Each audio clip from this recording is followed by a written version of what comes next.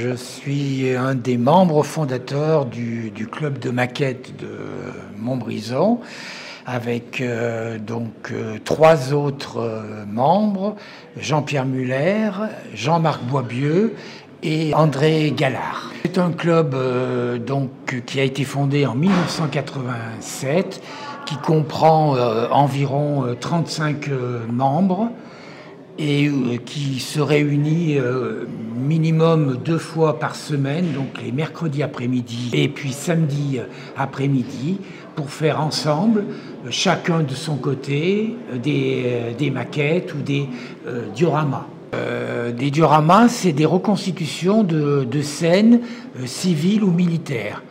Et le club de Montbrison s'est un peu spécialisé dans les dioramas civils qui appellent à l'imagination de ses membres. Les gens se donnent des conseils, comment ça fonctionne? Voilà, c'est le gros avantage du club, parce qu'il y a beaucoup de maquettistes qui travaillent chez eux.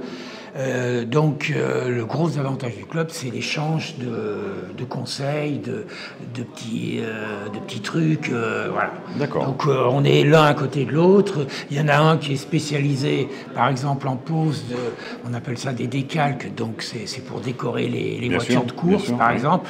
L'autre qui est plus spécialisé dans la confection en plâtre des dioramas.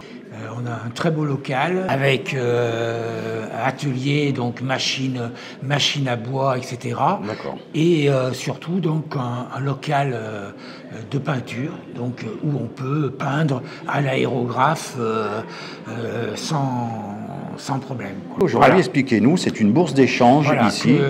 Qu'on a créée il y a 15 ans.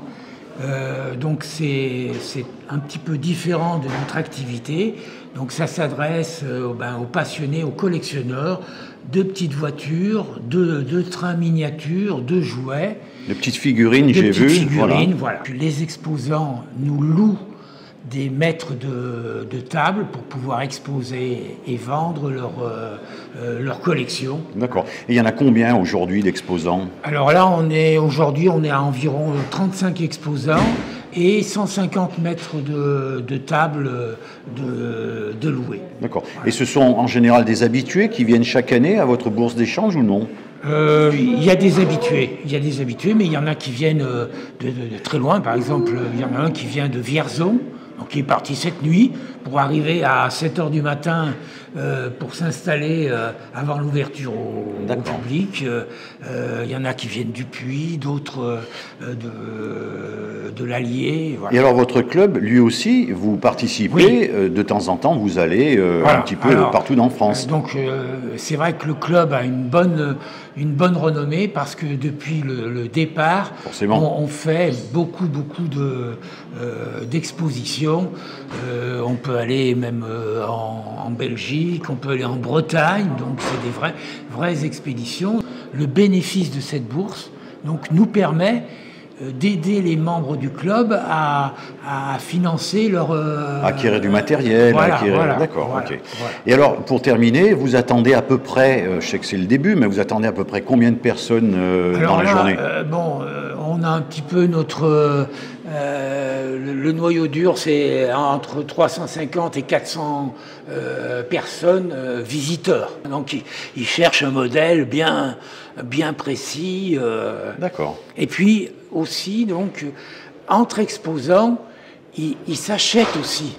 Voilà. Et puis, juste pour terminer, parce que vous en avez parlé tout à l'heure, 2027, il va se passer quelque chose. Alors, on espère qu'on sera tous en bonne forme. Bien sûr.